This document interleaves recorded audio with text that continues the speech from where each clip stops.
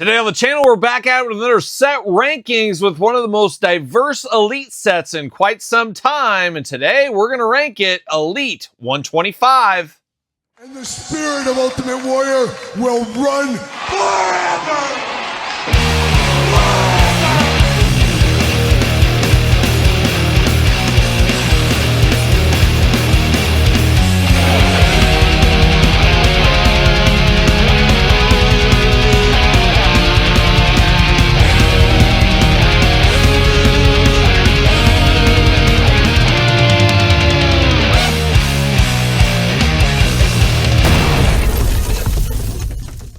Welcome everyone, Kyle here, back again with another set rankings, and today we're ranking WWE Mattel Elite Series 125 from my least favorite to my favorite. But of course, for all your Elite needs and everything else under the sun, hit up Ringside Collectibles, use discount code Kyle, save yourself 10%. And you guys know how we're going to do this set rankings. We got 6 figures here. We're going to start at number 6, work our way to number 1, number 1 being my absolute favorite from 125. As I always have to say, this is my list. Put your list in the comments down below.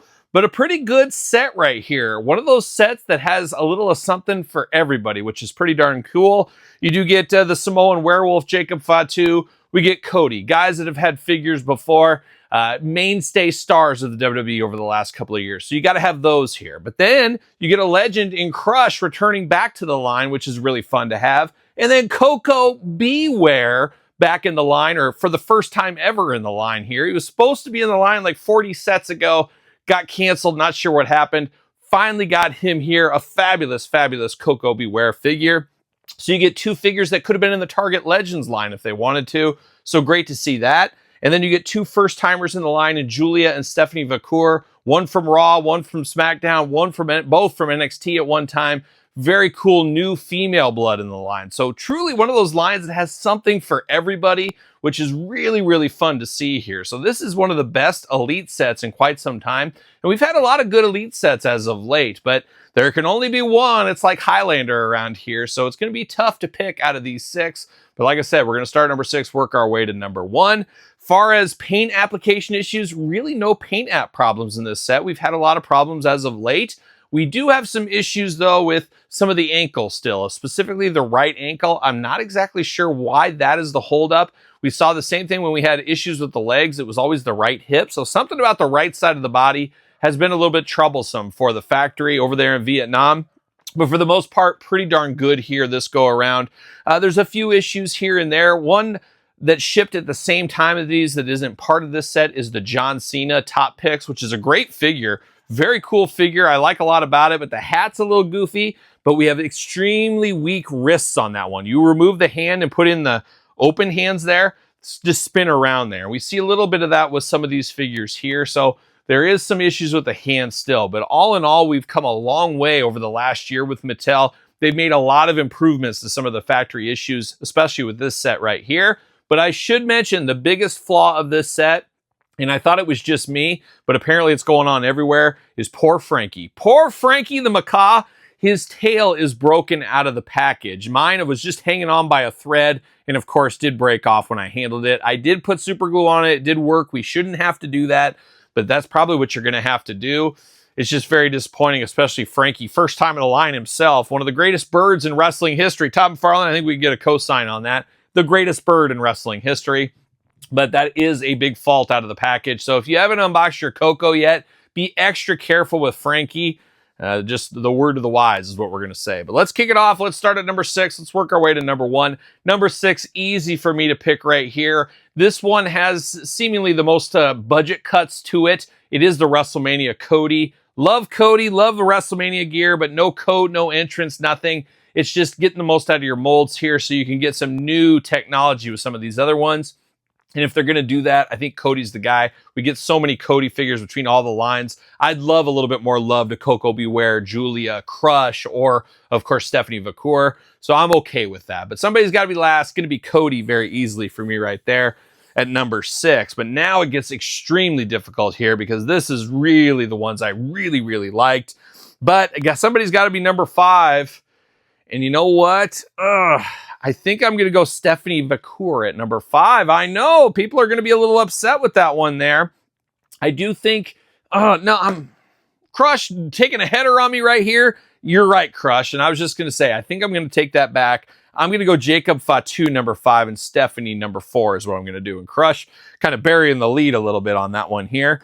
But it's close on that one. I really do like this Jacob Fatu figure. I love his look in the red and black a lot more than just his black and white. There's a lot more personality to this one. So I really do like this. And I love the big hands here, the werewolf hands, we'll call them. Just a fabulous, fabulous rendition of Jacob Fatu.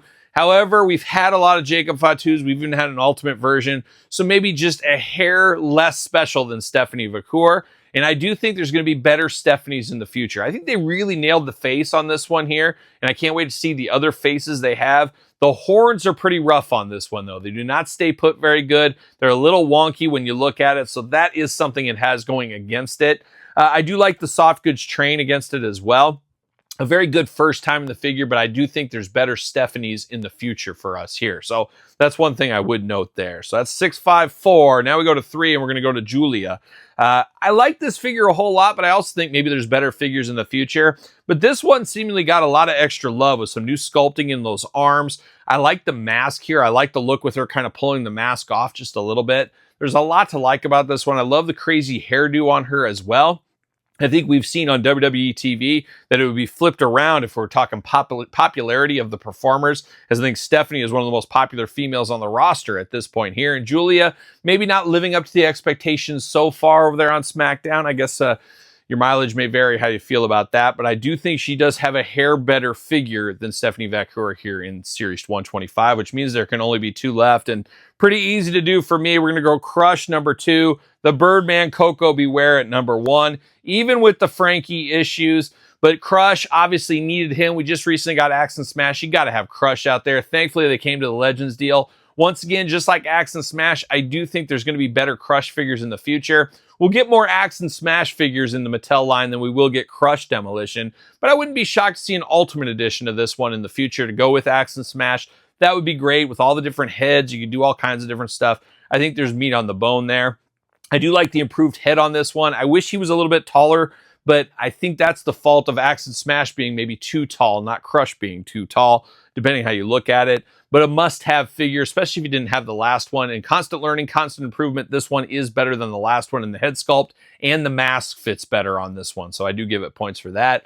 But easily, I think most people are going to say Coco Beware is the number 1 here. Just a legend, a first-timer in the line. Amazing accessories. You get Frankie, you get his perch, you get a beautiful jacket, colorful figure, you get beautiful sunglasses with this one, and then the hair pieces, the different looks you can get for Coco. Very, very cool. I love that they went all out for the first Coco. They could have laid back and just gave us a plain Jane one, but they went all out on this Coco, and I do appreciate that, and I do love this figure a lot.